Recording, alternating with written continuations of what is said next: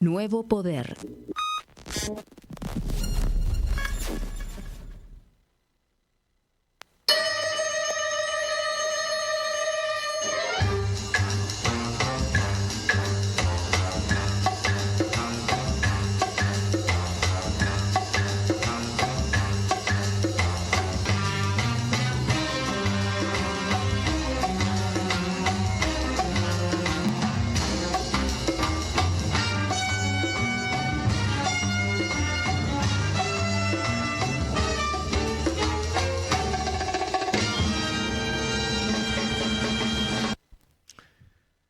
Buenas tardes. Buenas tardes para santificar Evita. Muy bien. ¿Te gusta ahí está, ¿te gusta mañana, exacto. Es una forma buena de saludar. Está es bien. una buena tarde para santificar Puedes dejarlo Evita. como una forma de buenas tardes saludo. para santificar Evita, que sea permanente. Buenas tardes, buenos Excelente. días, buenas Me parece- noches. Sí, todo para santificar Evita. Me parece muy interesante, muy bien. Sí, sí. Total, mañana justo es el día del renunciamiento, el 22 de agosto.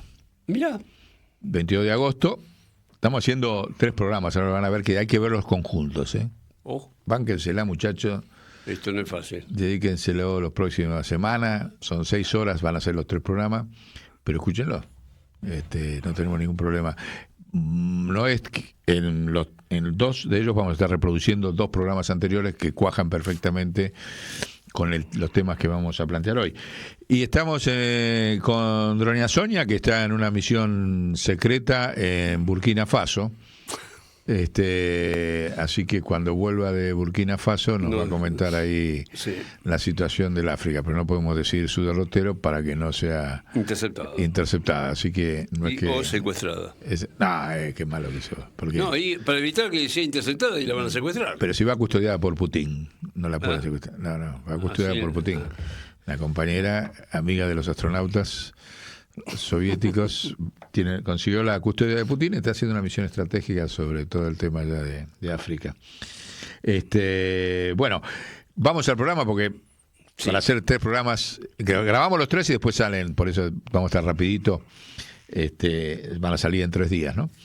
En la carátula viene una linda provocación, que es la OTAN definió las listas, vieron que se acaban de definir las listas del Congreso, cuando uno, para tener un Congreso adicto en todos los sentidos, porque la DEA definió las listas a través de Urnequian, ¿no? En todos los sentidos, por años.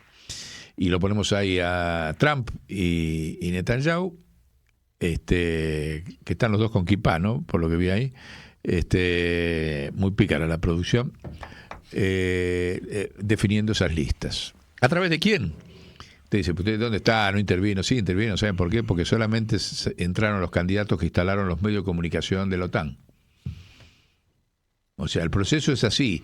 Ellos controlan los medios de comunicación, como lo vamos a ver al final del programa, y ahí instalan los candidatos, y el que no estuvo instalándose el último año, el último y medio, por derecha, por izquierda, no importa, manejan todo, todos los discursos, pero si están en los medios, esos son los candidatos que han surgido, que no tienen nada que ver con la representación social. Entonces vas a tener un congreso donde vas a tener caras absolutamente de la OTAN. Por derecha, te imaginas Bullrich, Ritondo, o sea, de todo el macrismo y toda el mileísmo, con sus caripelas ahí que son insólitas, bueno, toda esa banda que después llega el momento de las elecciones que le dicen todo contra el peronismo. Bueno, esas son las caras que van a disputar. O sea, Bullrich va a querer ser la candidata a presidenta en el 2027, se va a pelear con Milei. Bueno, no importa, ya sabemos que todo eso al final la OTAN los ordena, le dice, bueno, el que mejor mide es y listo, y el otro se baja y se verá. Pero va a ser un congreso sin ningún tipo de representación nacional, porque por otro lado está el desastre del peronismo, que lo digo acá por primera vez, que ha dejado de ser sabio. A los 80 años... vamos a cumplir, porque yo me sigo sintiendo peronista, aunque no hay ningún candidato peronista que me represente. Respeto el sentimiento de una parte del pueblo y de la parte que no va a votar, que también es peronista. Ningún candidato es peronista, ninguno es sabio, tal como ha quedado demostrado, no solamente en el desastre de los 4 años de Alberto Fernández, sino en estos últimos 2 años.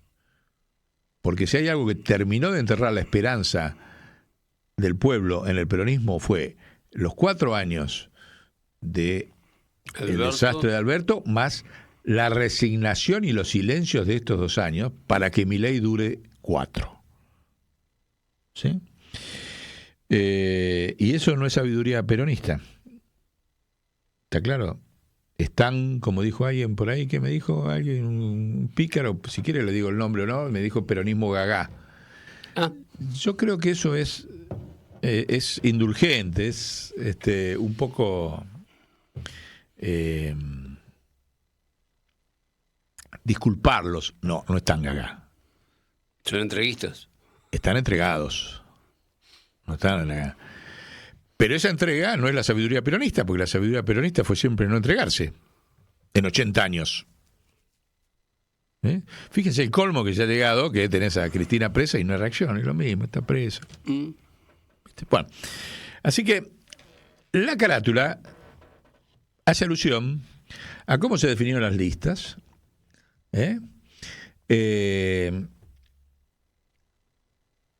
y cómo la definió el Pentágono en función de sus planes, que ya lo dijimos, Argentina es blanco para desintegrar Latinoamérica.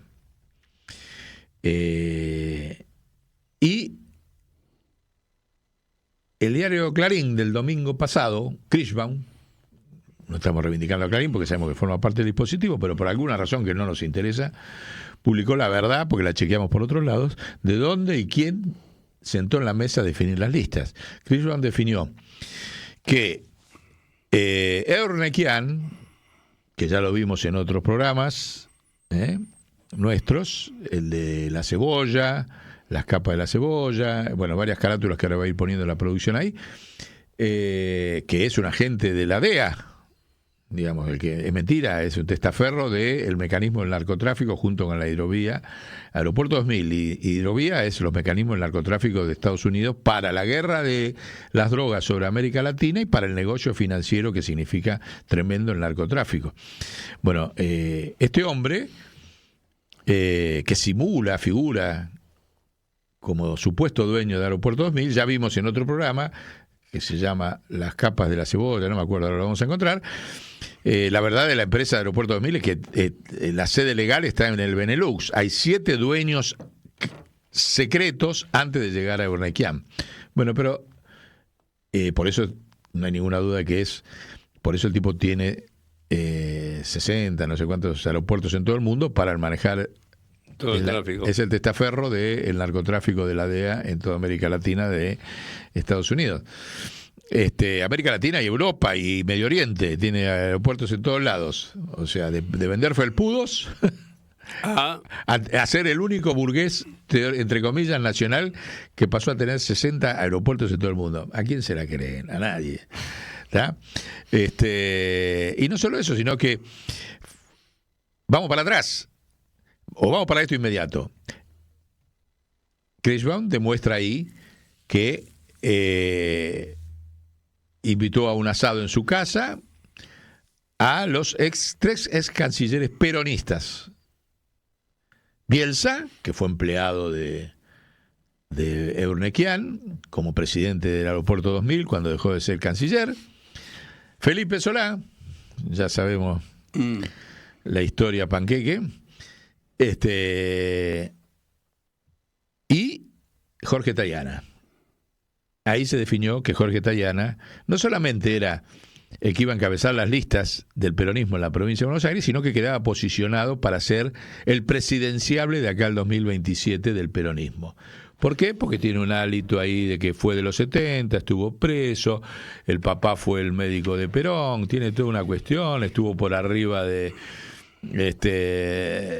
y entonces ahí que ya definieron que Tayana entra como diputado, por eso le digo, ya tienen todo bajo control en el Congreso, tienen a la Carrió por un lado, a Tayana por el otro como candidato del peronismo, a la gilada de los supuestos movimientos sociales con Grabois y Tai Heimann, que también forma parte del dispositivo de poder de la OTAN, y ya está.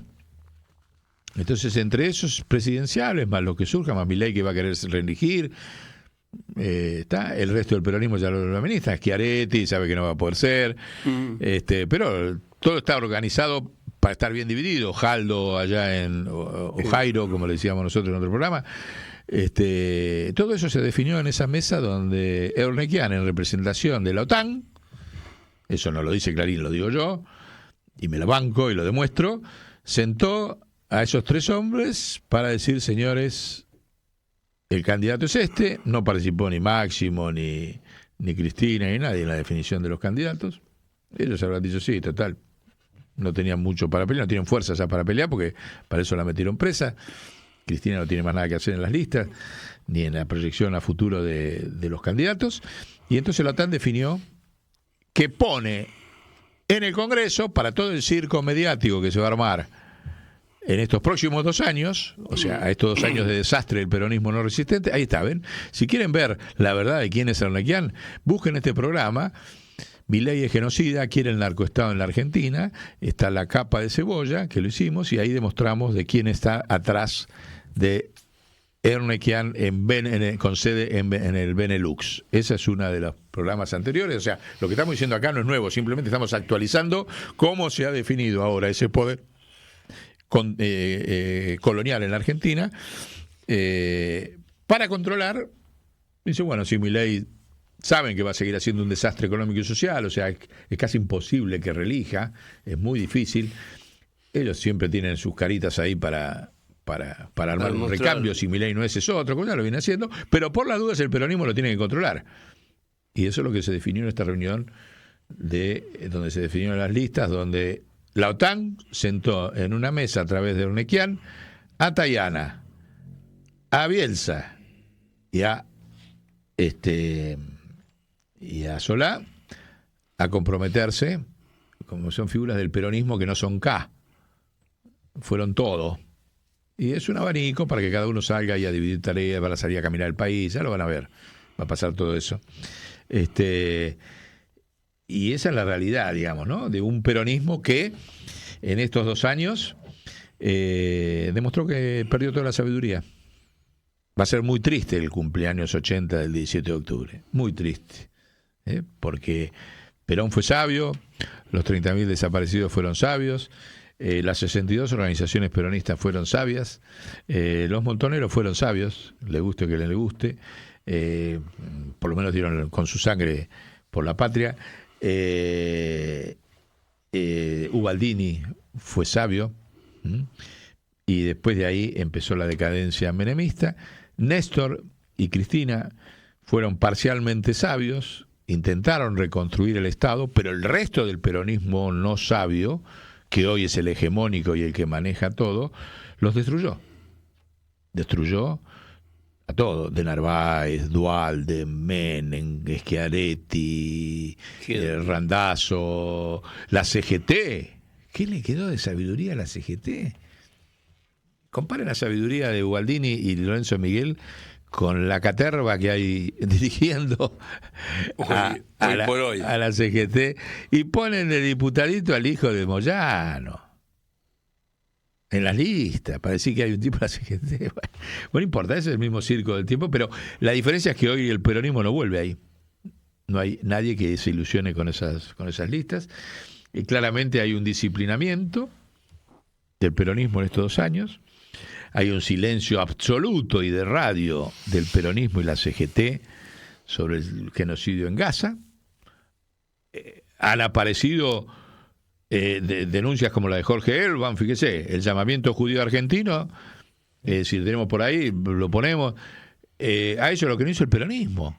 Pidiendo que lo pongan. Lo aplaudimos a Jorge Elban, aplaudimos al llamamiento judío, y decimos: ¿y muchachos? Se han olvidado de toda la sangre peronista, desde los bombardeos hasta hoy.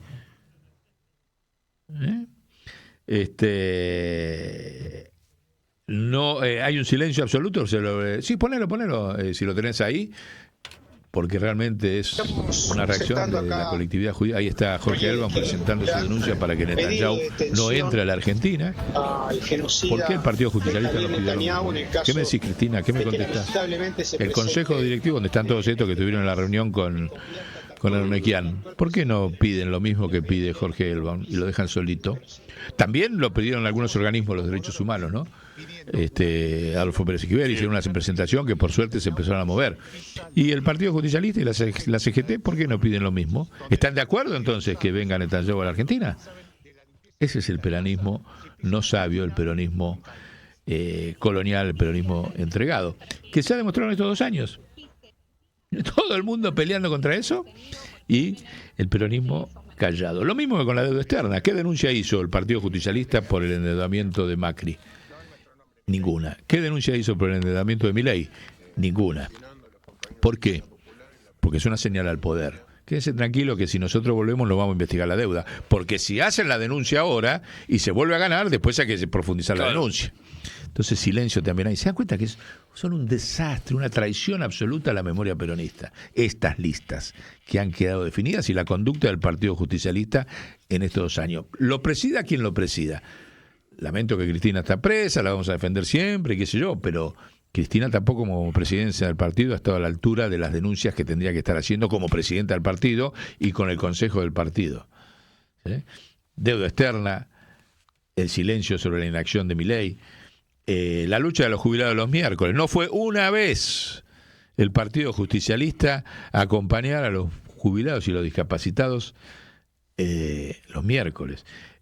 Obviamente menos van a hablar del Banco Nacional de Desarrollo. ¿Ustedes escucharon hablar alguno de los que están en la lista del Banco Nacional de Desarrollo? No saben ni lo que es, ¿sí? Porque esa es la agenda de lo que tienen prohibido hablar. Alguno que hable del Banco Nacional de Desarrollo, del genocidio en Palestina, de la deuda externa, de la lucha de jubilados, deja de salir ese C5N. Y van a ver al final del programa cómo C5N forma parte del dispositivo de la OTAN y de Netanyahu, dicho por los propios integrantes de C5N. Uh-huh. Lo van a escuchar ahí al final del programa. Se cayó, resulta que volvió el proteccionismo en el mundo con Trump, y el peronismo no dice que hay que hacer proteccionismo en la Argentina. Estoy hablando de los silencios traidores de estos 2 años de Milei y del peronismo. Me están siguiendo la secuencia, ¿no?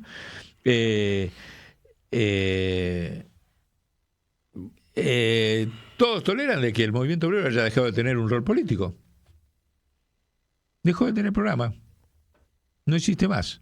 Hay una imagen ahí muy interesante, lástima que no la tenemos, pero vieron cuando se movió la cuestión esta de que todo el mundo veía en vivo la misión del CONICET en el fondo del mar. Sí. Bueno, los muchachos estos de, ¿cómo se llama? Que son muy piola, que hacen que hacen esas carátulas de humor. ¿Los pibes? Sí, unos pibes. Ahora ahí lo va a encontrar la producción porque sabe lo que le estoy diciendo. Pusieron en el fondo del mar, encontró la misión, un bombo de la CGT. Sí. Es la síntesis. Ahí está. ¿Cuál es?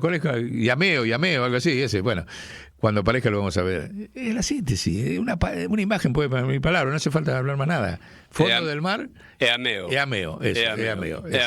Entonces ya está. Entonces, ese es la decadencia, es el peronismo en estos 80 años patético. Desde luego que ninguno de los candidatos habló, estoy hablando que ni Tayana, ninguno, porque si no salen, no entran en la lista. El que habla del imperio o de que somos una colonia no sube a la lista. Entonces, cuando los ponen en los medios de comunicación, les están tomando examen. A ver qué decís, a ver qué no decís. Si alguno de esos hubiese hablado del imperio y que somos una colonia, no estaba en las listas. Ni Grabois, ni Tayana, ni Jaiman, ni todos los otros que están ahí, que ni hablan del imperio, ni lo pusieron a Yansky, supuestamente por el movimiento obrero. O sea, hace 42 años que está de la CTA y no hay un docente que haya votado el peronismo. Y sigue siendo diputado supuestamente por el movimiento obrero y la CTA. Bueno. Nunca denunciaron el saqueo. ¿Alguna autocrítica de lo que pasó con el gobierno de Massa? Ninguno hizo autocrítica. Todas formalidades, pelotudeces de la pelea entre los Pimpinela, ¿viste? Entre Cristina y Fernando. Ninguno hizo, si no hubiese salido. Y se trabajó para dilatar para que este hombre Milei dure 4 años. Ninguno de esos avaló el juicio político a Milei. Si vos avalabas el juicio político a Milei, no entrabas en las listas. Porque esa era la orden de la OTAN. Porque todos trabajaron y trabajan para que dure 4 años. Le estoy diciendo los requisitos que le puso la OTAN para acceder a las listas. Y que alguien me demuestre que estoy equivocado. Desde luego el peronismo que no expulsó a Scioli, que no expulsó a Jaldo, que no expulsó a los diputados que aprobaron la ley bases, te demuestra que es un peronismo colonial. Porque ni siquiera tuvieron esa reacción de expulsión. Ni hablar de que no se hizo congreso de peronistas. Bueno, ya lo sabemos. Entonces, eso es el congreso este. Y la pregunta que queda picando para que todos la contesten, si querés decir algo: ¿por qué no es sabio el peronismo en sus 80 años? ¿Alguna opinión, don Remigio? Rápida, si no se la dejo para trabajar. No, sí, la tomo. Y por lo que dijo Evita. A ver. Será nada. O será nada. ¿Será revolucionario o será nada? Hoy es nada. Hoy es nada, claro. Y al ser nada, me gusta esa, al ser nada, dejó de ser sabio. Claro. Interesante respuesta. Bien. Pero aparte creo que hay algo que creo que hay un dato que me parece que es optimista. A ver. Sí, la abstención. Uh-huh. La respuesta a esta nada es: yo quiero ser revolucionario. Bueno, ahí van a tener que escuchar el próximo programa que viene. Claro. Que si tenemos la carátula del próximo del Che, que el Che no guerrillero, y los invito a después de este programa a seguirlo con ese. Ahí está. Bueno, nosotros venimos trabajando en varios programas, ¿no? El Che de Praga para vencer a la OTAN en América. El Che de Praga fue el Che que demolió las mentiras y propuso un sistema mundial.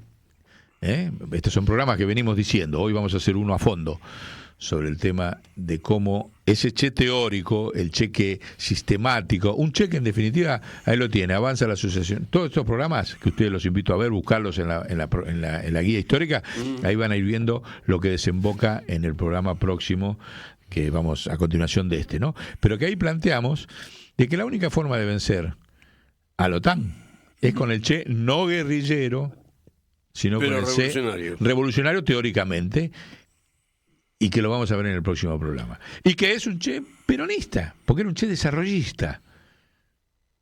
Dentro del socialismo, pero desarrollista. Lo vamos a escribir en el próximo programa. Y en ese punto, era lo que vos decís. Claro. Lo revolucionario que se perdió. Acá la palabra revolución desapareció de la política argentina. De los motores desapareció. De los motores, de todos lados. Entonces me parece bien tu respuesta a esa situación de por qué no es sabio. Se mide por vuelta por minuto. Preparemos un programa, preparemos un programa, le vamos a decir desde allá de Burkina Faso a Sonia que lo vaya preparando, sobre esto, de por qué el peronismo no es sabio ahora que va a cumplir 80 años el 17 de octubre. Bueno, para ir después al otro programa, los dejamos acá para escuchar 2 emisiones que ya hicimos y se las recortamos. La primera, ¿te acordás? Cuando salió la que hacía los zócalos y los contenidos, claro, sí. en C5N, diciendo por qué la rajaron. Laura Donofrio, sí. Una chica judía muy nacional, argentina, que la rajaron porque los Lubavitch controlaban los contenidos de lo que publicaba. O sea que la Lubavitch maneja C5N, y C5N, la función dentro del plan de la OTAN, y lo van a escuchar en este video, es fabricar oposición controlada que cuando llega al gobierno cumple todas las órdenes de la OTAN. Así, todos los programas, vieron que se reiteran siempre los mismos personajes en la política, que después terminaron como diputados. Santoro, Grabois, hasta el mismo Axel. Hasman, ¿no? Como es Itaí Hayman, todos esos están instalados mediáticamente por el C5N, y todo el mundo dice, no, el canal de oposición. Es mentira, es la oposición controlada, muchachos, dense cuenta. Y ahí nosotros contamos la experiencia que tuvimos de quién bancó, desde dónde, cuál es la verdad de C5N, lo van a escuchar ahí.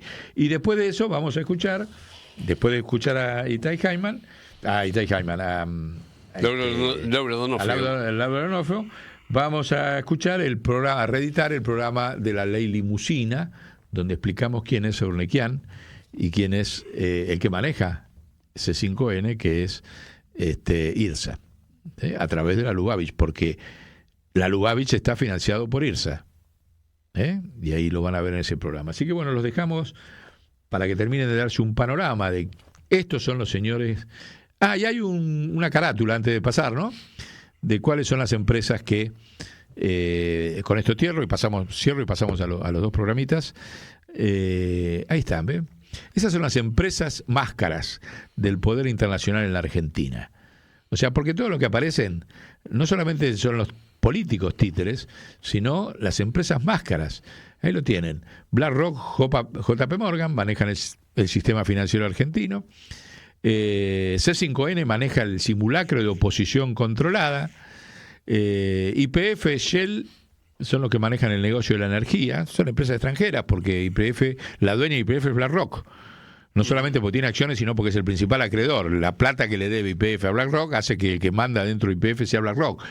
Basta con la mentira esa de que es una empresa estatal, no sean tontitos. Vayan a ver las deudas y van a ver que lo maneja BlackRock. Después tenés el negocio del narcotráfico, que lo maneja Aeropuerto 2000 y la hidrovía, o sea, los barcos y los aviones, para ese tremendo negocio estratégico de la guerra de las drogas en la Argentina y el negocio financiero con los paraísos fiscales. Arriba de Aeropuerto 2000 y la hidrovía lo maneja la DEA desde Estados Unidos, pero acá las figuras títeres son estas dos empresas para ese tremendo negocio. Por eso tenemos lo financiero, lo comunicacional, lo energético, ya lo dijimos. Espera porque falta un poquito más ahí. También están dentro de lo comunicacional la National Clarín y la AMIA, que forma parte del control de pensamiento en la Argentina. Es el dispositivo principal del control, como lo dijimos en el otro programa, sobre y miedo sobre la élite argentina. Esa es la función de la AMIA, porque controla la justicia, los medios de comunicación y las academias. Ese es el dispositivo de poder. Pero bueno, esos son los principales operadores del poder internacional en la Argentina, que después fabrican políticos, fabrican fabrican simulacros de dirigentes sociales. Pero bueno, lo dejamos escuchando y quedamos escuchando estos dos reedición. La reedición de estos programas. Y quedamos comprometidos al cumpleaños de la pregunta: ¿por qué no es sabio el peronismo a 80 años? Chau. Nos vemos.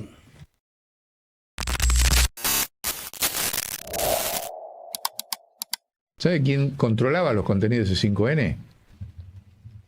La secta que acaba de nombrar embajador de la luz a Milei. Lo dice ella, no lo digo yo, ¿eh? Ahora van a escuchar.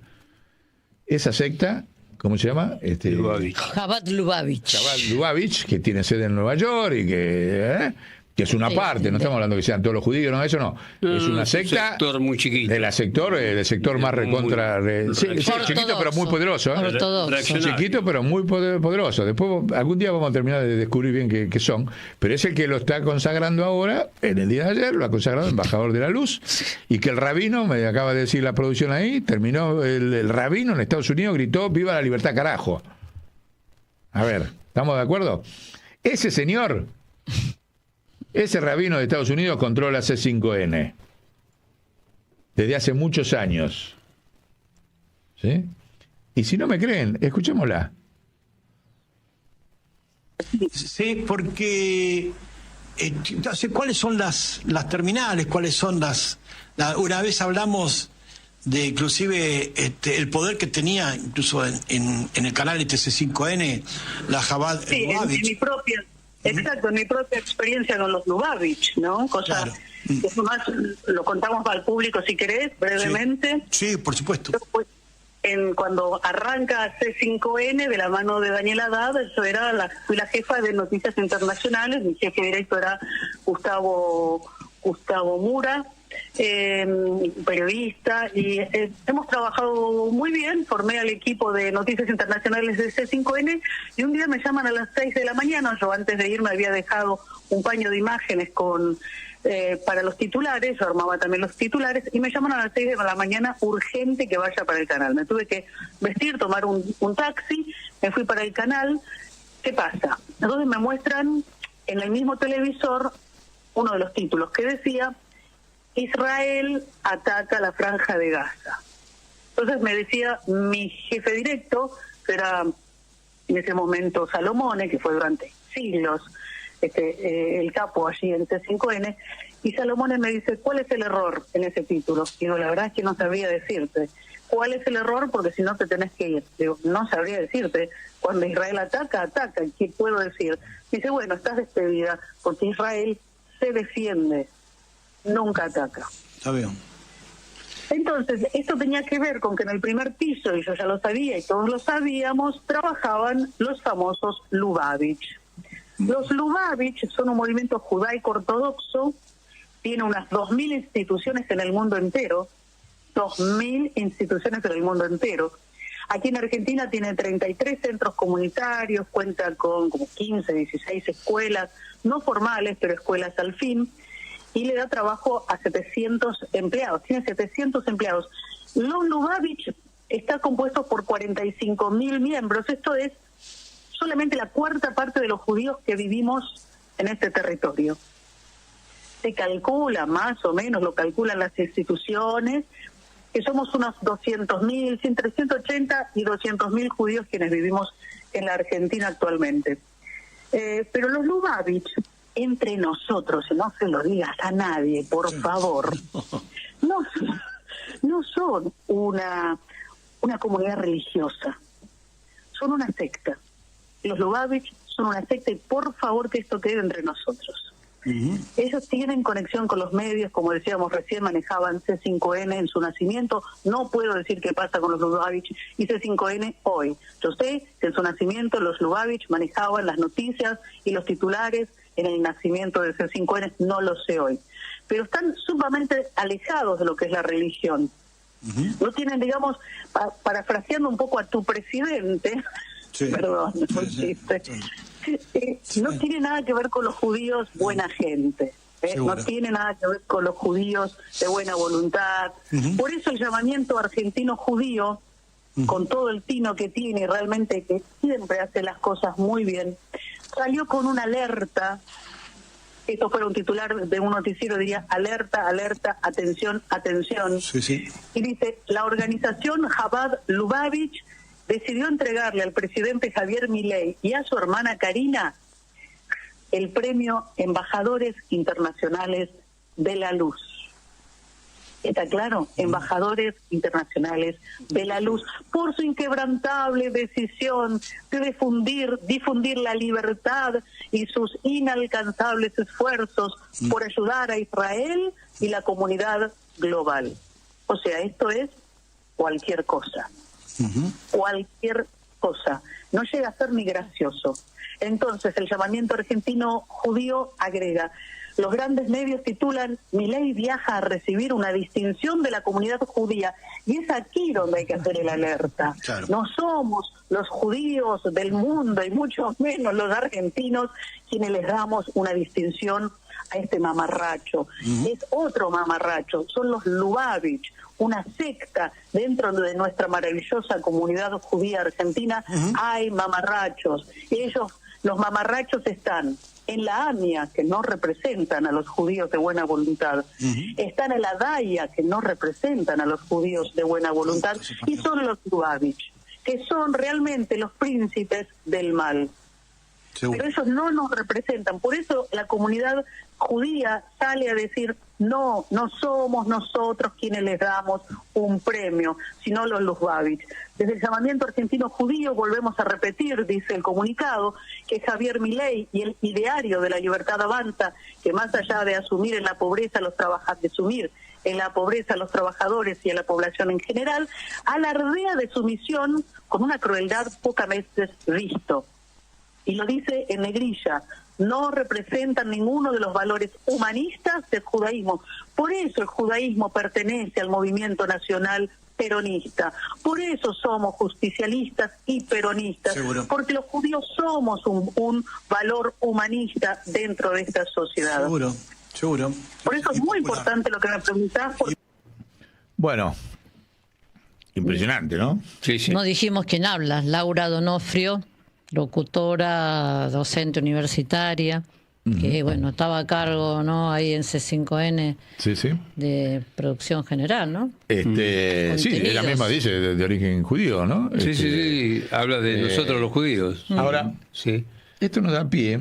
Ahí tenemos claro de cómo se maneja una supuesta oposición falsa. Quédate. Enseguida comienza Nuevo Poder.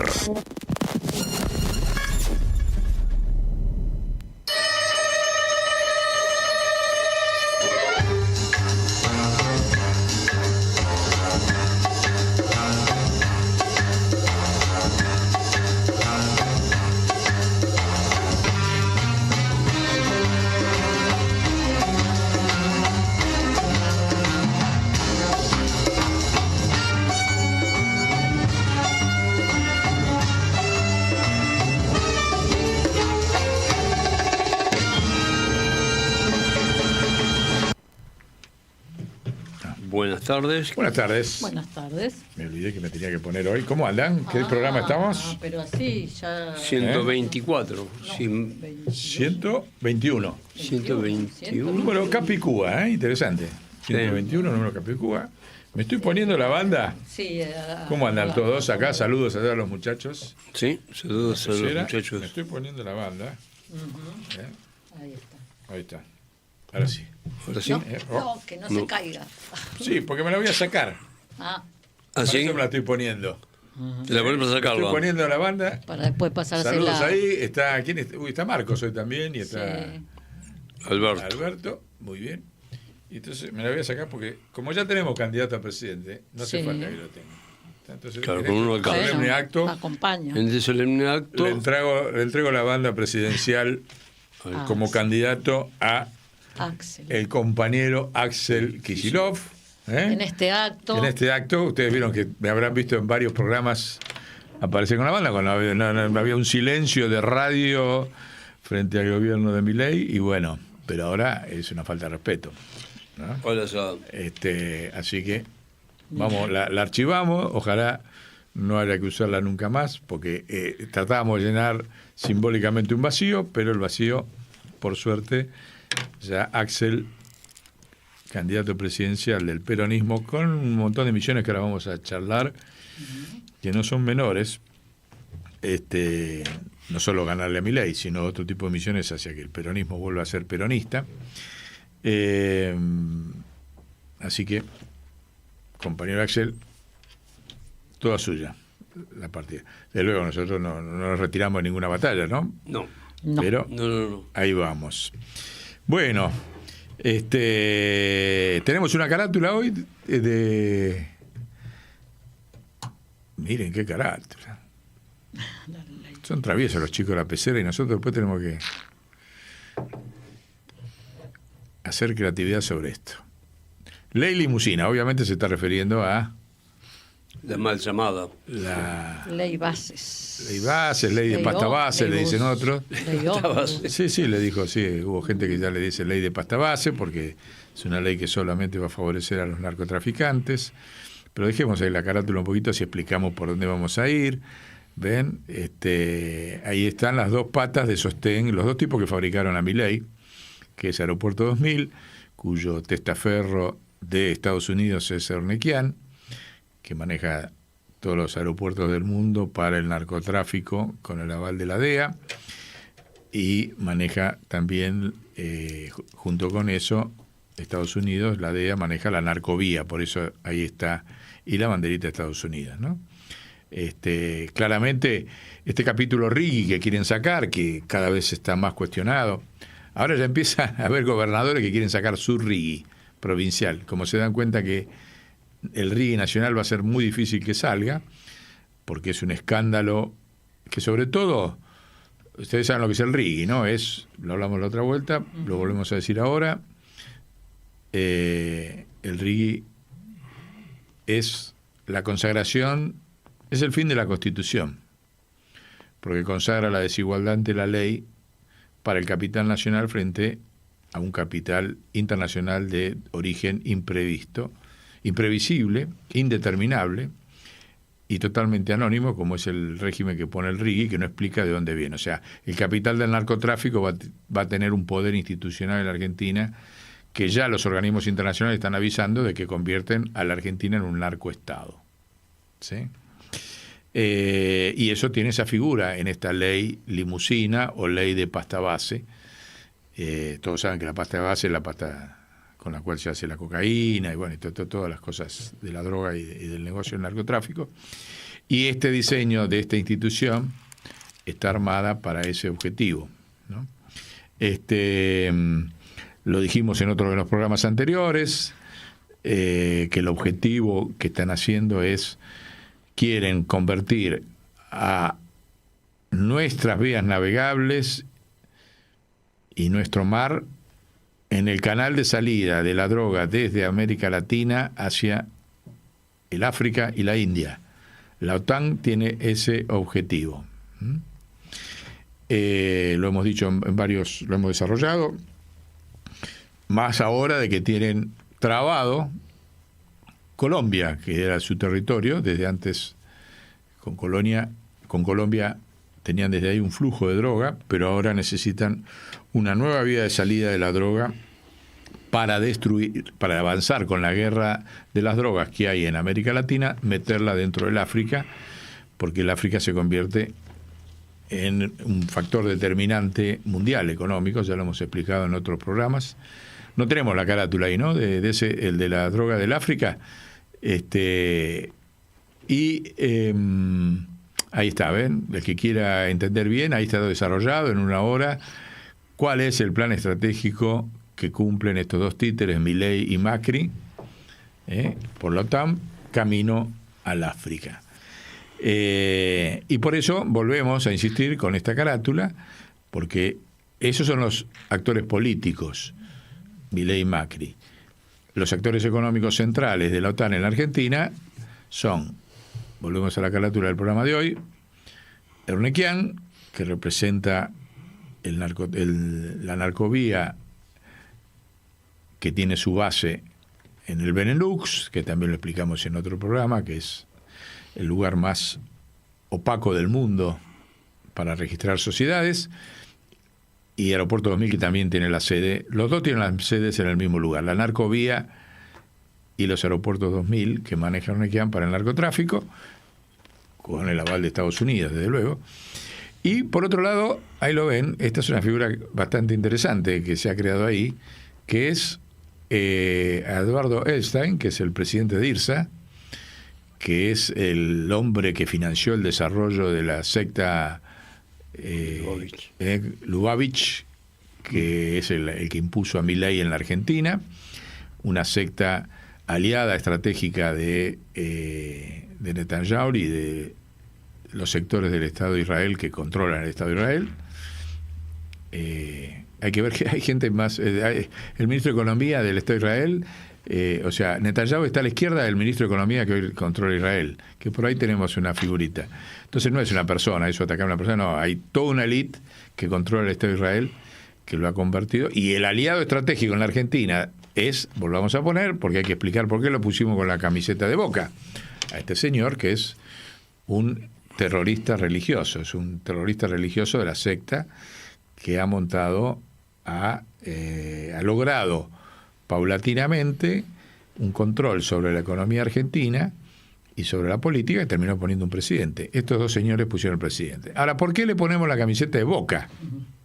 ¿No? Porque usted dice, ¿por qué? Si este señor era siempre, porque aparte es ortodoxo, ¿viste? Cumple todos los ritos de la de lo más retrógrada de la religión judía.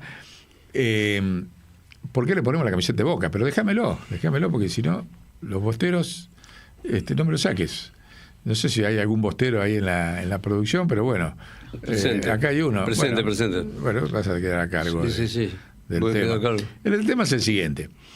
Ya dijimos en otros programas, explicamos que el pacto que cumplen es darle la renta inmobiliaria de sectores estratégicos vinculados a los ríos y los mares.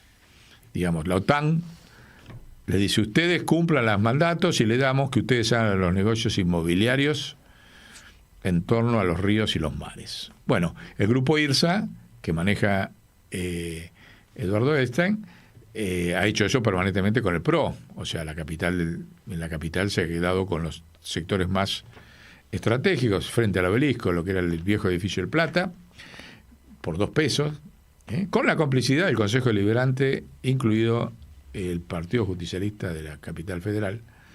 Los delegados, los legisladores, hicieron mutis por el foro sobre el escándalo que vincula a Boca Juniors, porque este señor se quedó con la ciudad deportiva de Boca, con las 70 hectáreas de la ciudad deportiva de Boca, y ahí logró, le puso guita a la reta por si ganaba la campaña, y logró que le permitieran ahí levantar torres, rezonificaron la zona para poder hacer torres ahí de 100 pisos, 50 pisos, 70 pisos. Bueno, lo que no se podía hacer ahora se va a poder hacer en esas 70 hectáreas que están frente a Tandanor. Están frente a Tandanor. Entonces lo ponemos ahí, no porque hagan negocio inmobiliario, es lo de menos, sino porque matan varios pájaros de un tiro en la OTAN. Tandanor,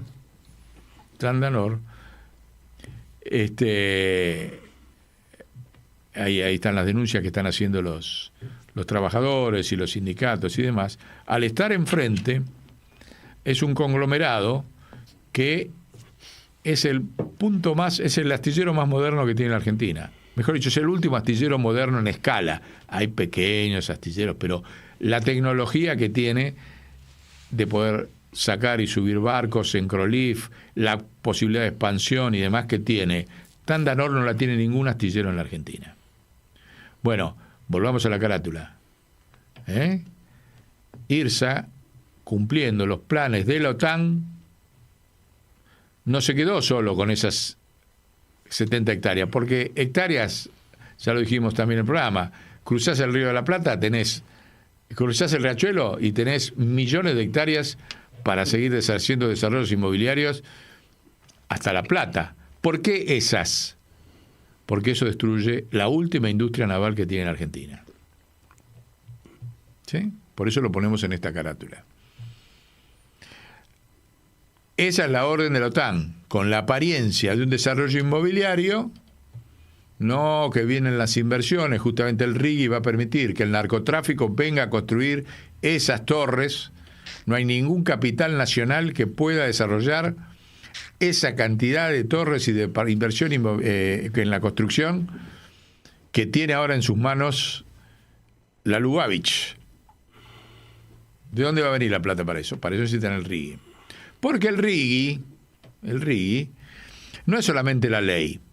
A ver si aprendemos. El Congreso, que sabemos que es la escribanía del imperio, saca una ley.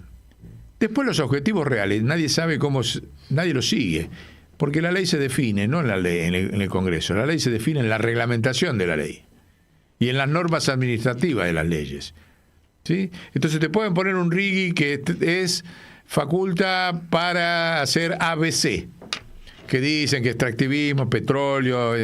Ahora después el reglamento interpreta que esta palabrita, y nadie se entera, un decreto reglamentario, una reglamentación que también puede, y ahí viene todo el narcotráfico en contrabando atrás. Esa es la verdad del objetivo del RIGI, y todos los senadores y todos los diputados tienen que ser denunciados, y los periodistas que impulsan la falacia del RIGI, tiene que ser, toda la falacia de la ley limusina o la ley pasta base, tienen que ser denunciados penalmente. No entiendo cómo todavía no se hizo una denuncia penal, no solamente a semejante entrega, sino a semejante habilitación para el narcotráfico en la Argentina. Es increíble, ¿no? Entonces queda claro, ¿no? Volvamos a poner la camiseta de Boca ahí, porque con este programa estamos convocando a todos los hinchas de fútbol, no solamente a los de Boca, a todos los hinchas de fútbol, me incluyo yo que soy del Rojo. ¿Vos de quién sos? Era, de River. ¿Eras? ¿No sos más? ¿Te desplumaron las gallinas? Bueno, y por allá, ¿cómo andamos?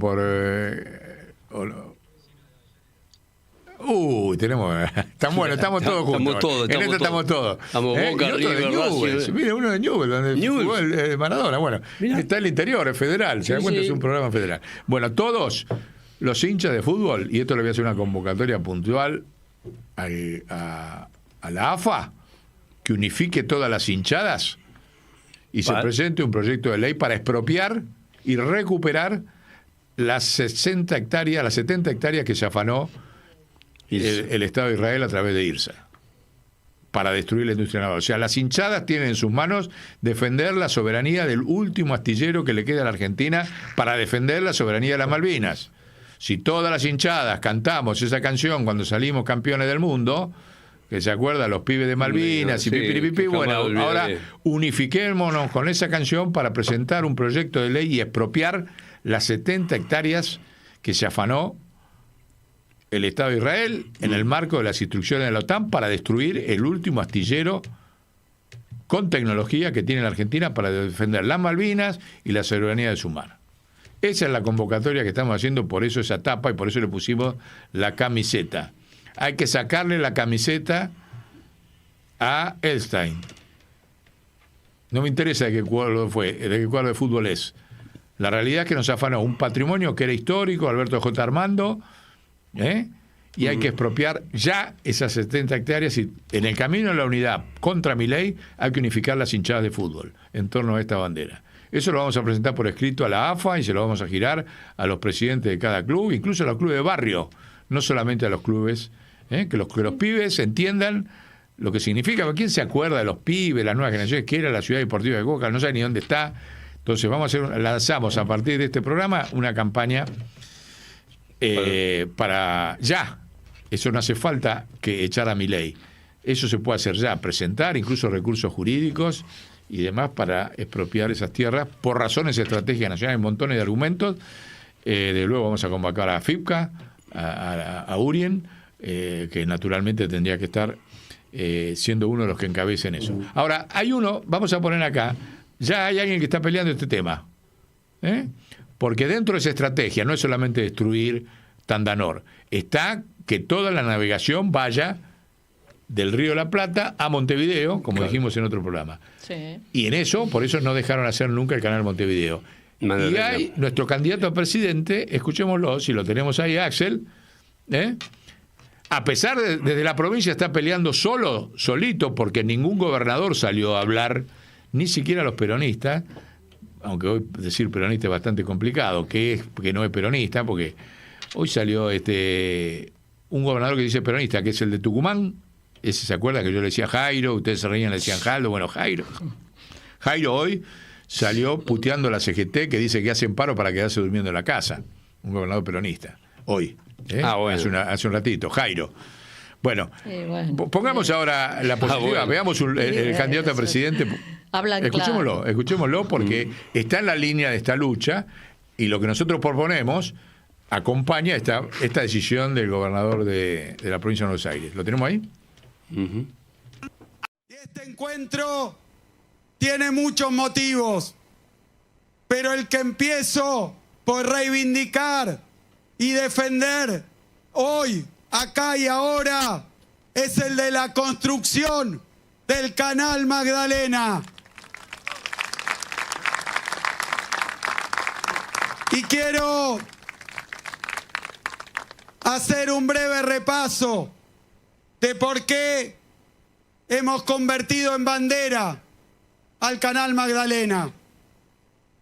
Muchos no lo saben, que puede ser, pero yo creo que el problema que tenemos es que otros lo saben bien y lo ocultan y mienten para que no comprendan los argentinos y argentinas, los bonaerenses y las bonaerenses de qué estamos hablando. La República Argentina cuenta con 4.500 kilómetros de costa marina. Tiene la vía navegable troncal que remonta el Paraná hacia el norte de nuestro continente. Hoy la Argentina y nuestra provincia tiene puertos fluviales allá al norte, en los ríos de la llamada hidrovía y tiene puertos marítimos más abajo que están en nuestra provincia y también hasta nuestra Patagonia. Esos puertos fluviales, esa Argentina fluvial y esa Argentina marítima hoy está partida para navegar desde el Paraná, desde Puerto de Escobar, puertos también del Paraná más arriba, Concepción del Uruguay, para llegar a los puertos del sur, en nuestra provincia, como el de Quequén, el de Bahía Blanca, o más al sur de nuestra Patagonia, para completar carga, para sacar como lo hacemos hoy, por vía marítima, el 80% de nuestra exportación, para que entre el 95% de las importaciones que lo hacen de esta manera, para ir del norte de nuestra provincia y la Argentina al sur de nuestra provincia y la Argentina. Hay que ir navegando hasta Montevideo, pedirle permiso a la prefectura uruguaya para que el mismo barco atraviese. La Argentina está partida, la provincia está partida, la vamos a juntar, la vamos a unir, la vamos a integrar. Porque esto significa... Sí. Un estadista, un candidato a presidente estadista, como lo han escuchado recién, que no se queda solo en el discurso, sino en la acción. O sea, lo que no hizo el gobierno de Alberto Fernández, Lo va a hacer. lo va a hacer Sí, decisiones soberanas, digamos, aún dentro de esto. con los recursos Claro. que tiene, ¿no? Entonces, ¿qué es lo interesante de esto? La mentira Milei y la mentira del gobierno de la OTAN cada vez se ponen más en evidencia. Y Axel va a ser el candidato de la verdad. O sea, la proyección de lo que va a pasar en el terreno de las emociones en los próximos, yo no creo que llegue al 2027, o sea que esto va a ser en cualquier momento, se desencadena. La dicotomía va a ser la mentira del gobierno de BlackRock, Macri y Milei, o la verdad es que cada vez más va a ir protagonizando, diciendo, haciendo y demostrando Axel. Vamos a encontramos acá una estadística primera, muy interesante para ver la mentira que dice Milei y que repite todo el establishment comunicacional, porque Milei es el títere, ya lo sabemos, sobre que lo que está haciendo, el ajuste que está haciendo, la destrucción que está haciendo de la sociedad argentina, de la familia, de las industrias, del campo, de todo, es necesario porque obviamente el populismo es la culpa del retraso argentino, el problema es que la inflación es el Estado, ¿no? Esa es toda la mentira. Vamos a ver las estadísticas reales de una comparación desde 1901 a la fecha, o sea, estamos hablando de 120 años de estadísticas públicas de las Naciones Unidas, con un concepto que es el Producto Bruto Interno, a paridad de compra. Eso quiere decir, ahí lo van a ver, ahora vamos a ir pasándolo, ven, empieza en el 1901, la jerarquía entre los países, el poder de paridad de compra. Yo tengo 100 pesos, ¿qué puedo comprar en cada país? O sea, el poder real del mercado interno, el poder de bienestar de la sociedad. No medido en términos nominales, o sea, cuántos dólares, cuántos pesos, como se mide la jerarquía del Producto Bruto, sino con esos dólares o esos pesos, o la moneda que sea en cada país, ¿qué puede comprar su población en cada país? Esa es esta estadística, que está hecha de 1901 hasta el presente. Como verán, ahí van modificándose la jerarquía de los países, los imperios y demás, fíjese, van pasando. Después, si ustedes quieren, pueden ir parando, pueden buscar esto, esto está en la web. Pero fíjense en la mentira de Milei. Argentina ocupaba en 1901 el lugar 16 entre los... Acá esto se maneja entre 20 países. Esta jerarquía corta en 20 países, no están todos los países del mundo. Después la estadística de Naciones Unidas sí tiene todos los países del mundo, pero este juego de imagen ahí espectacular, que permite ver la secuencia a lo largo de 120 años, separa en los primeros 20 países. O sea que Argentina en 1901 estaba en el puesto 16. En 1908, ahí lo tienen parado, lo pueden ver, fíjense, está la banderita argentina. En 1908 estaba en el puesto 13. Ajá. En 1919 estaba en el puesto 11. En 1936, o sea, en plena crisis del 30, estaba en el puesto 10, porque ya se había creado el Banco Central. Argentina fue de los primeros países que creó el Banco Central en el mundo, y se mantuvo en plena crisis del 30 en el puesto 10. Fíjense. En 1940 estaba en el puesto 9, gracias a las políticas del Banco Central, hecho por los conservadores, ¿eh? No estamos hablando del Banco Central hecho por Perón. En 1945, cuando gana el general Perón, gana el peronismo, nace el peronismo, seguía en el puesto 9. Entre los 20 países, puesto 9. O sea, puesto 16, puesto 13, puesto 11, puesto 10, puesto 9, puesto 10, en los primeros 45 años. En el año 55, cuando se produce el golpe de la fusiladora contra Perón, estaba en el puesto 13. Ahí ya empezaba a verse el efecto de los países que empezaban a avanzar después de la Segunda Guerra Mundial. Por eso vuelve a su lugar Francia, lo van a ir viendo en la jerarquía. Pero te mantenías en el puesto 13. Igual que Brasil. Mira. Con Brasil en el año 55 estábamos los dos. Ojo, que Brasil tenía ya 7 veces más población que la Argentina, ¿eh? Y eso afecta también en el poder de paridad de compra. En el año 67, cuando nace el Torino, Sí. que era el modelo del auge industrial, que se mantenía a pesar de las políticas internacionales ya contra Argentina, seguíamos en el puesto 14. Fíjense. En el año 73, cuando vuelve Perón al gobierno, con el plan Helbar, que se produce un pleno empleo y un desarrollo terrible, pasamos al puesto 12. ¿Se dan cuenta, no? Desde el año 1901 al año 73, oscilamos siempre entre el puesto 15 y el puesto 12 en la Argentina.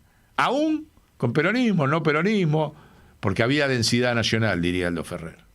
Porque hasta el ejército era golpista, pero te producía un Leviston, que de repente te creaba el Banco Nacional de Desarrollo. Entonces, durante los primeros 70 años del año de 1900, Argentina osciló en la jerarquía de los países entre el puesto 16 y el puesto 12. ¿Sí? ¿Cuándo empieza a subir y se dispara al puesto hoy que tiene 63? O sea, los primeros 70 años en esa oscilación y pasamos entre la jerarquía de los países. En el 78 empieza a pesar la deuda externa que empieza a contraer la dictadura militar. Cuando Perón se va sin un peso, como bien había dicho yo antes de contraer deuda, me corto la mano. Bueno, se va dejando a la Argentina en el puesto 12. O sea, el mismo puesto que estaba en 1908. El mismo puesto que estaba en el Bicentenario. ¿Se dan cuenta la mentira de Milei? Cuando dice que el problema es el populismo. Sí, a partir de ahí, puesto 16, en 1980, nosotros estábamos en el puesto 20 y Brasil en el 7. O sea, Brasil empezó a subir en el puesto y nosotros retrocedimos en 1980. Ahí tienen la imagen. Y a partir de ahí, desaparecemos la estadística. Ya vamos afuera del 20. Brasil sigue subiendo, al día de hoy se mantiene el puesto 7, y la Argentina baja al puesto 63. ¿A partir de qué? De que la deuda externa pasó por 4 periodos de ampliación y profundización.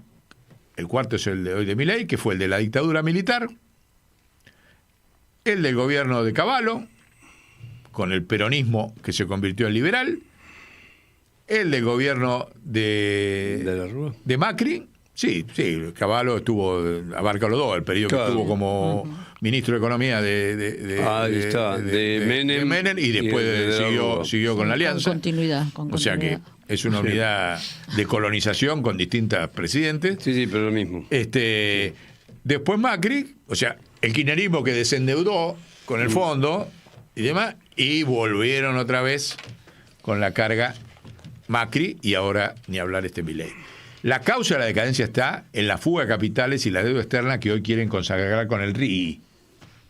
La quieren institucionalizar por 30 años con el RIGI. ¿Se dan cuenta? Entonces acá está la estadística, y es la estadística de las Naciones Unidas.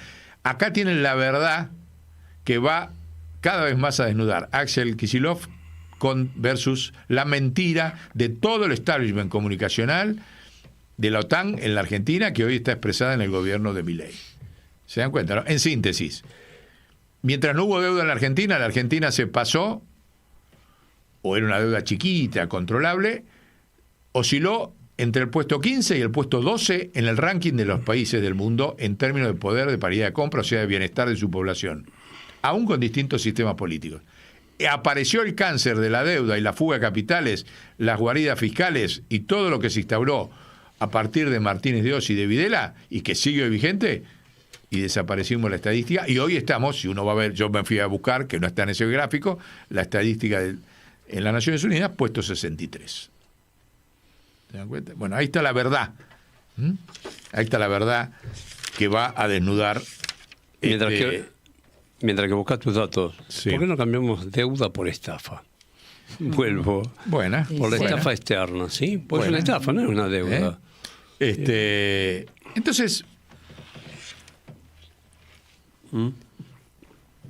acá vamos a tener, cuando decimos que Axel va a ser el candidato a presidente, y no solo eso, sino va a tener un desafío tremendo, desde luego de unidad nacional, y lo va a lograr. Ya lo está desarrollando, en una práctica movimentista, pero va a tener hay una cuestión central que forma parte del plan que nosotros le vamos a presentar, el plan General Perón Favaloro, que está cada semana se va sofisticando más y ampliando, pero va a tener que resolver, Axel, lo que no pudo resolver el peronismo desde que murió Perón. ¿Y eso? Y ahí tenemos que poner el librito, creo que no sé si lo tenemos, de Isabel Perón. Qué personaje. A ver, leí. ¿cómo es? Hay varios libros de Isabel, pero este tiene algo fundamental que determina este rol del general que va a tener que encarar Axel, que es el siguiente. Ahora vamos a explicar quién es el autor. No es confiable el autor, pero es bueno la documentación que logra. Ahora vamos a ver quién es. El planteo es el siguiente. Desde que murió Perón, el sistema se encargó de que el peronismo no siguiera las enseñanzas de Perón. Desde luego, como se hace en todo proceso de colonización de un país, infiltrando su gente dentro de la fuerza propia. No es nada nuevo en la historia mundial, no es que nos ha pasado a nosotros solos. Ahora, permanentemente hubo intentos que ninguno llegó a consumarse, siempre tuvieron que estar en un proceso de defensa, no pudieron lograr desplazar a los factores coloniales de adentro del peronismo. Cuando muere Perón, la sucesión era naturalmente su esposa, que era la vicepresidenta, y ya empieza el primer intento y enfrentamiento dentro del peronismo, para los jóvenes que no conocen la historia del peronismo, y nosotros que la conocemos, la estudiamos y la vivimos desde entonces, en carne propia y en la lucha, empieza el gran enfrentamiento entre Isabel Perón, la CGT que manejaba Lorenzo Miguel con las 62 organizaciones que querían un adelantamiento de elecciones para que la herencia de Perón no se transformara, la herencia política, en un golpe militar. Esos se enfrentan directamente con sectores de la CIA metidos dentro del gobierno, como está demostrado, López Rega, Calabró, que era el vicegobernador de la provincia de Buenos Aires, que se había convertido en gobernador con el desplazamiento de Videgain, y que era la oposición, era el secretario general de la UON de la seccional Vicente López, un hombre abiertamente y demostrado comprometido con el accionar de la AAA en la Argentina, y que abiertamente pedía el golpe militar. De hecho, él no fue preso y sí se encargaron de que Lorenzo Miguel fuera preso al día siguiente del golpe, que se iniciara el golpe en la dictadura. Ese fue el primer intento. Por otro lado estaba el grupo de la izquierda, de Montoneros, que también disputaba con otra lógica la herencia, ¿no? Pero todos trabajaban para que hubiera un anticipo de las elecciones. De hecho, Montoneros hasta había construido su partido político, el Partido Peronista Auténtico, en una estrategia similar a la que tenían los vascos en la resistencia para la independencia que tenía una estrategia armada y un partido legal en las elecciones. Bueno, lo mismo intentó hacer ahí para preservar el capital de Perón. Entonces estaba una estrategia clásica, que era Isabel y López Rega, infiltrados por todos estos hombres que trabajaban, y había muchos más, haciendo golpes paramilitares dentro de la democracia, pidiendo abiertamente el golpe. Después vino el periodo de la resistencia a la dictadura, donde la CGT, la resistencia, los gobernadores en el exilio, bueno, un montón de actores que intentaron preservar hasta que volvió la democracia, ¿no? La CGT Gualdini, la Comisión Nacional del 25, mientras había sindicatos que se integraban a la dictadura, como fue Contriaca, de ahí surgió Gerardo Martínez, el actual secretario general de la UOCRA, abiertamente en contra de la estrategia de Lorenzo Miguel, que seguía preso, e Isabel Perón, que seguían presos. No está planteado en términos de esa disputa el relato histórico. Se va a un simplismo del fracaso, de la violencia de las 3A, de la responsabilidad de Isabel en las 3A, sin interpretar de que ya estaba en marcha en la Argentina la Operación Cóndor. En la Argentina no, en América Latina la Operación Cóndor. Después vino el periodo de Macri, el periodo de la democracia y el enfrentamiento otra vez entre aquellos sindicatos de la dictadura con Lorenzo Miguel.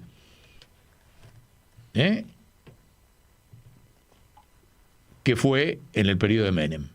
Cuando es vencido definitivamente Ubaldini y Lorenzo Miguel de la 62, directamente el movimiento obrero pasa a ser un apéndice, deja de tener poder político, y la parte política del peronismo ya sabemos que se entregó a los planes internacionales de privatizaciones, extranjerización, destrucción del capital nacional público y privado, que se preserva hasta hoy. Hubo un intento nuevamente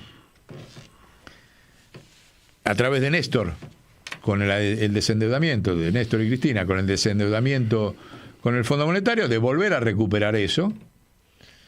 Cuando muere Néstor, se pierde una cuestión estratégica, y Cristina fabrica la cámpora como estrategia defensiva, porque estaba rodeada de ese justicialismo colonial y sindical.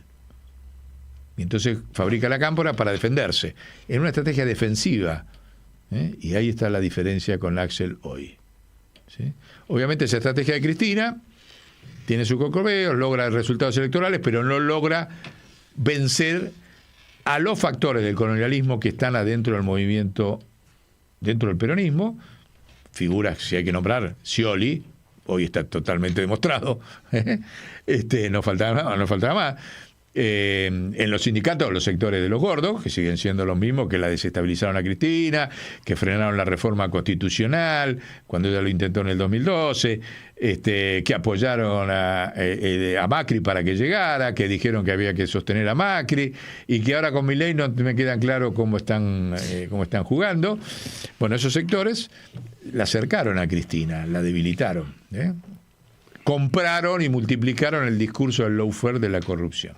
A partir de lo cual cada vez quedó más cercada. Cuando intentó algunos avances, como fue con De la Sota, ya vieron lo que pasó, se lo asesinaron como candidato en la fórmula, y después, cuando gana Lula, vuelve a intentar ella, se pone el gorrito y dice, voy otra vez, plum, el atentado de advertencia contra Cristina. Entonces la Cámpora juró un rol de defensa de la autoridad como la guardia pretoriana de ella para ir manteniendo posiciones dentro de un justicialismo controlado por la OTAN.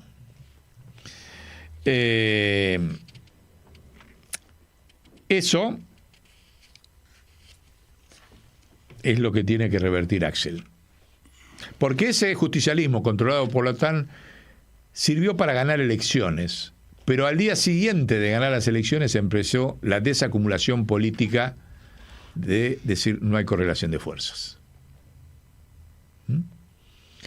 Entonces, en el próximo triunfo nacional, cuando gane Axel presidente, eso es lo principal que hay que revertir. Al día siguiente hay que seguir acumulando poder político, como ya lo hemos dicho, no hay que desacumular poder político. Porque si no logra eso Axel, y ese es el corazón del plan General Perón,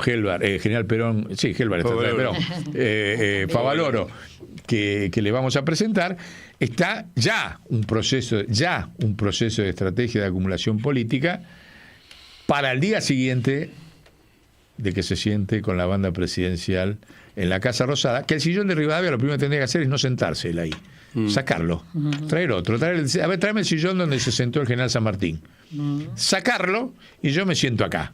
Empezamos con los símbolos, ellos te cambian los nombres de los lugares, qué sé yo. Sillón de Rivadavia afuera, yo acá no me siento. Ni el perro de los perros de Milei, ni el perro de Alberto, que fue y se sacó la foto ahí. No, querido, ese sillón, llévalo allá al archivo, llévalo al Museo del Coloniaje. Eso es lo que va a hacer Axel, se va a sentar en otro sillón, en la Casa Rosada cuando sea presidente. Ahora, esa gran responsabilidad, yo creo que Axel tiene una fecha histórica para hacerlo, que es el próximo 1 de julio, que se cumplen 50 años de la muerte del general Perón. Esta rápida secuencia que hicimos de la disputa de la herencia del peronismo, se cumple 50 años de la herencia sin resolver. Mejor dicho, no se resolvió porque ellos la resolvieron para ellos. Los poderes coloniales utilizaron el peronismo para destruir la Argentina. El reconstructor de la Argentina, que va a ser Axel, tiene en la fecha del 1 de julio que lanzar un documento histórico de reconstrucción del peronismo y del movimiento nacional, en el cual estamos trabajando. Y voy a anticipar ahí algo que está, por eso el documento de Isabel, hay que empezar ese día hablando de Isabel. Este libro, el que lo escribe, ¿saben quién es? Facundo Pastor, es un periodista de Manzano, Vila Manzano. Está en la televisión, o sea, es un tipo del establishment. Por lo tanto, en América TV, es muy buen periodista, está escrito muy bien, pero es un tipo de la OTAN. O sea, si vos trabajás para Manzano, trabajás para la OTAN. Si trabajás para Vila, trabajás para la OTAN. Aún así, y por eso las fuentes que utiliza, yo me hice un análisis acá de las fuentes del libro. Cuando uno analiza un libro, acá dejo una metodología, tiene que leer el libro y después tiene que leer las fuentes. En las fuentes tiene que uno saber discernir las fuentes que están, quiénes son, y las fuentes que faltan. Las fuentes que faltan. ¿Se dan cuenta? Acá están todas las fuentes del establishment contra el peronismo, como fuentes de él. Y las fuentes que explicaron otra lógica de cuál fue la historia del golpe y de Isabel y demás, están totalmente ausentes como fuentes de ese libro. Y entonces a partir de ahí él desarrolla consigue algunos documentos históricos, que es el único que me interesa acá recalcar, que ahora lo voy a leer completo, pero mantiene los mitos centrales del poder de decisión de la OTAN en la Argentina, que López Rega e Isabel eran lo mismo, que López Rega manejaba espiritualmente a Isabel, con espiritismo, bueno, todas esas ficciones que hace a lo largo del libro, hay que leer el libro, al desprevenido, le quedan. Perón le dejó el poder bobo. A una boba que la manejaba, un espiritista que ni siquiera dice que era de la CIA acá. Claro. Eso lo obvia, cuando hay un montón de libros que la denuncian que era la CIA. Bueno, pero liberando eso, ¿qué es lo que nos interesa a nosotros? Pocos saben que Isabel, el día del golpe, hubo una operación de alta inteligencia que les desvió el helicóptero. Vieron que venimos hablando de los helicópteros, de AMIA, de todo, Piñeira, seguimos. Una fuerza estratégica de la OTAN son los helicópteros. Bueno, acá había toda una operación donde Isabel se iba de la Casa Rosada a Olivos. Bueno, los dos pilotos que él descubre acá, que es la primera vez que los descubre, que ya están muertos, formaban parte de la estrategia de inteligencia de las Fuerzas Armadas para el golpe, para que la desviaran al aeroparque. Cosa que pasa. Hay un testigo vivo que él lo recupera acá, que era el secretario general de la Presidencia, González, que lo entrevista y demás. Ahora, ¿qué pasó cuando la desviaron al aeroparque? Fuera del plan de vuelo y sin instrucciones, con la mentira de que había fallado el helicóptero, que tenían que aterrizar ahí porque había fallado. La estaban esperando tres militares, uno por cada una de las tres fuerzas, a la madrugada del 24 de marzo, y pretendieron que firme, que es el gran aporte de este libro, una carta de renuncia. Se le presentaron ahí un señor de la Armada, un señor de la Fuerza Aérea y un señor de la... Señor es una forma de decir, ¿no? Demasiado. Del Ejército. Y pretendieron que firmara una carta donde ella renunciaba y delegaba, ahora se las digo sintéticamente, renunciaba y delegaba la presidencia en las Fuerzas Armadas Argentinas, por razones de salud, y porque, y anticipo un poco, fíjense el grado de cinismo, y esto es el lawfare de entonces, dice: es dable recordar que mi difunto esposo fue un digno miembro de las Fuerzas Armadas, razón por la cual deposito mi total confianza en que las mismas restablecerán el orden económico, político y social en aras del pronto llamamiento a elecciones libres como etapa de transición que brinde las garantías de comicios futuros pacíficos. Ahora se la voy a leer completa. O sea, la maniobra era, esto no es un golpe, esto fue una renuncia, y donde la heredera del general Perón le traslada a las Fuerzas Armadas genocidas, que ya tenían todo el plan de las 350 centros clandestinos en todo el país y para matar 30.000 argentinos, se lo trasladaba en nombre de Perón. Escuchen otra vez. Es dable recordar que mi difunto esposo fue un digno miembro de las Fuerzas Armadas, razón por la cual deposito mi total confianza en que las mismas restablecerán el orden económico, político y social en aras del pronto llamamiento a elecciones libres, como una etapa de transición que brinde las garantías de comicios futuros pacíficos. Por último, estos motivos de salud que esgrimo, bueno, ahora se las leo completa, pero vale la pena porque nadie conoce este libro y todo el mundo es importante que lo lea, lo grabe, lo estudie, replantee cuál es su concepción sobre el golpe militar y cuál fue el rol de estos sectores del peronismo que no querían el golpe sino adelantamiento de elecciones, como Isabel y Lorenzo Miguel. Está claro que, fíjense, no solamente es lo mismo este tipo de... ¿Qué hizo Isabel? Me faltaba eso. No dijeron o esto o la cárcel. Dijo, yo no firmo eso y prefiero la cárcel. ¿Se dan cuenta, no? Cárcel dura. Incluso este libro revela que en uno de los 3 lugares donde estuvo intentó suicidarse. Cosa que tampoco se sabe. y que estuvo bajo control permanente del almirante Macera, porque era el encargado de intentar administrar la herencia de Perón dentro de las Fuerzas Armadas. Por eso tenía la ESMA, especializada en destruir todas las bases políticas del peronismo o en cooptar quebrados para el peronismo. Era el que se encargaba de la seguridad de Isabel. Y fue el que intentó hacerle firmar esto. O sea que ella no era un golpe, era una renuncia, y que ella en la renuncia declinaba en las Fuerzas Armadas en razón de que el general Perón habría sido un miembro honorable de la Fuerza Armada. Fíjese el grado de cinismo comparado con lo que le intentaron hacer en la causa Cuadernos, a muchos empresarios, firmen acá, es lo mismo, la misma metodología, o van en cana. Gerardo Ferreira fue uno de los heroicos, otro montón de traidores, inclusive Val Medina, jefe de gabinete, firmó eso para no ir preso, que ahora anda por ahí queriendo volver, el hijo de Val Medina. O sea, fíjese la integridad de Isabel. Se comió 5 años presos en condiciones de aislamiento total, y ya le digo que le provocaron el suicidio, pero no firmó esto.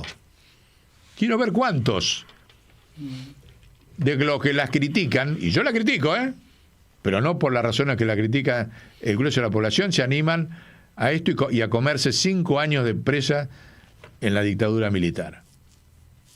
Fíjense la importancia. Este documento lo tiene un abogado, acá lo dice, que es el único abogado que habla hoy con Isabel todas las semanas, y que en confianza le dio al autor de este libro esta fuente. ¿Sí? Pero escuchen el texto completo que le querían hacer firmar a Isabel Perón, la dictadura genocida. Y fíjense desde dónde viene ya la necesidad y el problema que va a tener que resolver Axel, porque este problema sigue pendiente. El poder internacional, queriendo que el peronismo deje de ser peronismo, claro, y está en esta carta. Y estamos hablando hace 50 años atrás. Dice: ¿quién suscribe? Doña María Estela Martínez de Perón, por graves motivos de salud que me aquejan y en aras de la concordia y la unidad nacional, presento mi renuncia indeclinable a la presidencia de la Nación, cargo al que he accedido por las reglas de acefalía al ser elegida como vicepresidenta electa en los comicios del 23 de septiembre de 1973 y tras el luctuoso suceso de fallecimiento de mi esposo presidente el 1 de julio de 1974. Mi dimisión a la altísima magistratura, a la que he sido honrada, es una decisión absolutamente libre y voluntaria, fundada en cuestiones físicas y de salud que me aquejan y cuyo tratamiento es lamentablemente impostergable. ¿Escucharon, no? Sí. Libre y voluntaria. Claro. La tipa estaba presa en Aeroparque. Y problema de salud. ¿Sí? Dice: en aras de la concordia, la unidad, la paz social, yo creo prudente delegar temporalmente el Poder Ejecutivo Nacional en las Fuerzas Armadas de la Nación Argentina, como órgano rector para superar el estado de conmoción interna que eventualmente mi decisión pueda generar, y principalmente por el grave estado social de beligerancia civil constante generado por las fuerzas subversivas del orden, el crítico estado económico y la crisis política. Es dable recordar que mi difunto esposo, o sea, el general Perón, miembro honorable, fue un digno miembro de las Fuerzas Armadas, razón por la cual deposito mi total confianza en que las mismas restablecerán el orden económico, político y social en aras del pronto llamamiento a elecciones libres, como etapa de transición que brinde las garantías de comicios futuros pacíficos. Por último, estos motivos de salud que esgrimo me obligan a viajar a España, que era la oferta que le hacían, que lo explica en otra parte del libro. Decía: firma esto, renunciás y tenés una vida tranquila, te vas a la Guardia de Hierro, allá a la quinta que todavía estaba, tenés todo pago, todo, no tenés problema. Por último, estos motivos de salud esgrimo, me obligo a viajar a España para facilitar mi pronta recuperación. Ruego a Dios nuestro Señor para que bendiga a este noble pueblo y para que por su intersección divina y providencial ayude a superar la difícil situación socioeconómica, la cual estoy convencida que será solo transitoria. ¿Vio? Como dice, hoy te dice, ¿esto es transitorio? Claro. ¿Te suena? A 35 años. Pensá que esto lo escribieron los mismos que le escriben la letra Milei hoy, ¿eh? Sí, sí, sí. Los sucesores, digamos, ¿no? Sí, sí, sí.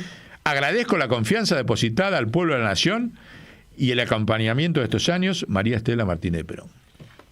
Eso querían que firme. Eso le pusieron ahí. Firmá y te vas. ¿Quiénes se lo pusieron? Lamidoso, Bien. un tal Villarreal. Un tal No, Villarreal. No es el mismo. no es pariente. Pero bueno. Y otro, en las ideas creo o sea, que debe Villarreal ser. por el ejército, Lamidoso por la Fuerza Aérea, y ahora te voy a decir el nombre del tercero, que era el de la Armada. Y bueno, Isabel dijo no, No. eso yo no lo firmo. La subieron a un avión desde Aeroparque, se la llevaron al Mesidor, que era una casa que estaba ahí en Villa de la Angostura, donde desde hoy se siguen haciendo las reuniones cerca del Lago Escondido. Ya lo tenían preparado, Ya lo tenían todo. y la tuvieron ahí durante 1 año y medio más o menos. Bueno, y después desde ahí la trasladaron a la cárcel de Azul. En la cárcel de Azul, ahí se intentó suicidar y desde ahí, bueno, la trataron, no me acuerdo a qué otro lugar, y después fue al exterior. 5 años después la sacaron al exterior. Pero bueno, me parece que este documento, el resto del libro es insoportable, digamos, ¿no? Pues ya le digo, es un tipo de la OTAN el que lo escribe. Igual hay que leerlo, pero hay que aprender, es importante leerlo para aprender el ejercicio de cómo leer los libros del enemigo. O sea, y con esto se dan cuenta, o sea, fíjense las fuentes.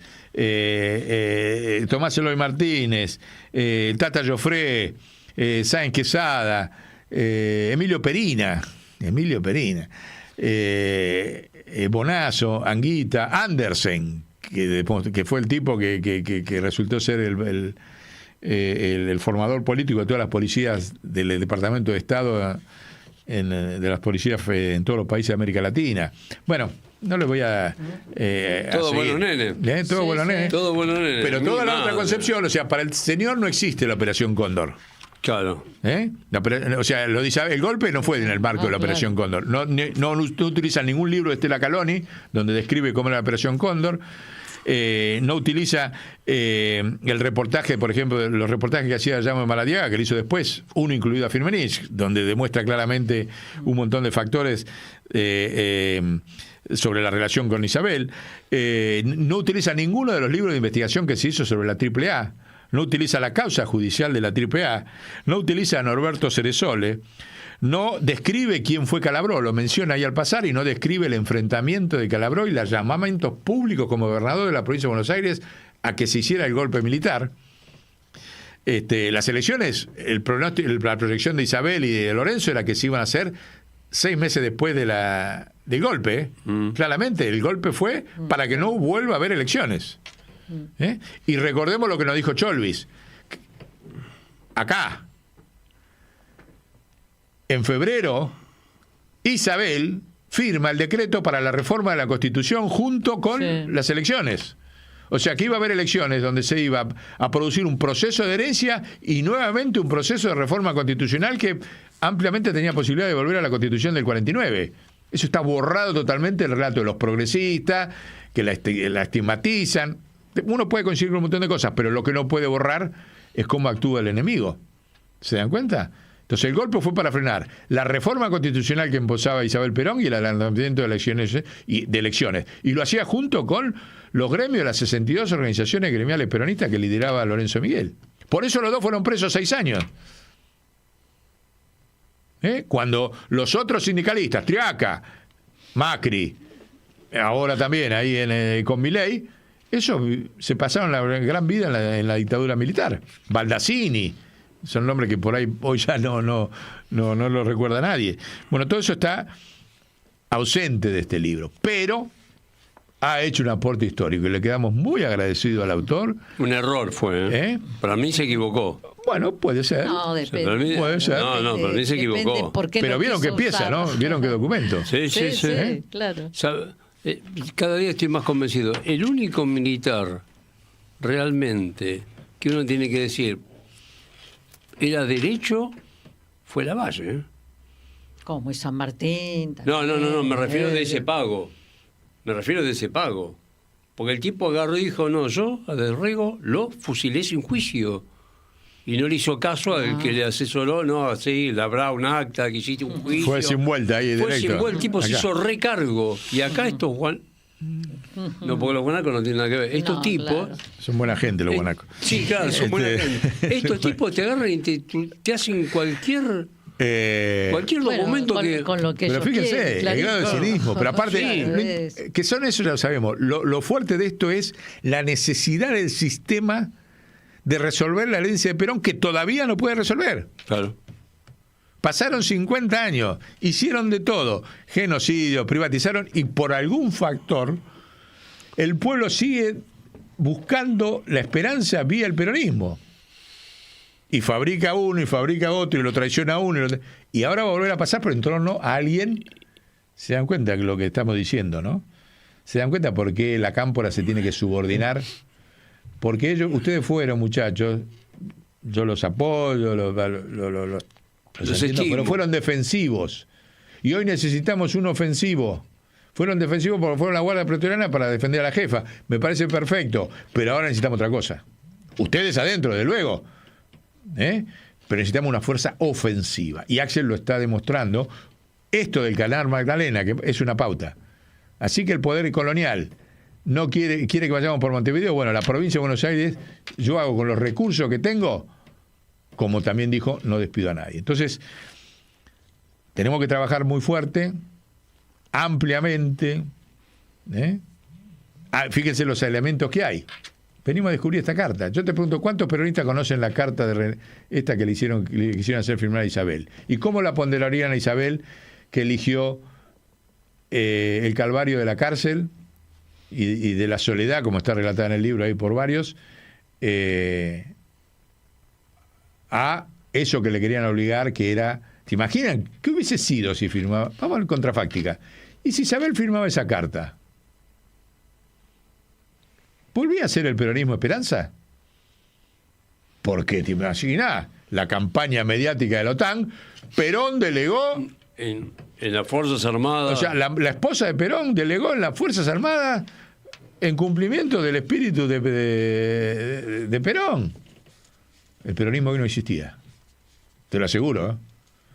Porque el genocidio se iba a hacer en nombre de Perón y de Isabel. ¿Existía el peronismo hoy?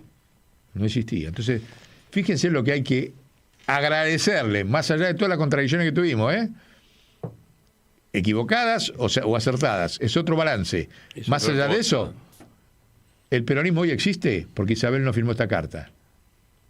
Actitud heroica. Actitud heroica. Y aceptó ir a la cárcel, como aceptó ir Gerardo Ferreira. Y aceptó Lascurain. Y aceptaron otros compañeros, empresarios y políticos. Se bancaron la cárcel, pero no traicionaron. ¿Qué pasaría si Cristina acepta ir a la cárcel, como Isabel? ¿O vamos a seguir jugando a piruetas que terminan siendo funcionales al enemigo para no ir a la cárcel? ¿Isabel no es un ejemplo del otro camino? Piénsenlo. Piénsenlo. Pero no me interesa Cristina, me interesa Axel. Bueno. Creo que como Nuevo Poder hemos aportado en este día del paro general del 9 de mayo... Algo contundente. Algo contundente, que está a disposición. El libro es muy reciente, ¿no? Sí, creo que se editó hace poquito. Y aparte de estos libros, vieron cómo es. Se editan pocos ejemplares para que no circulen. 2024,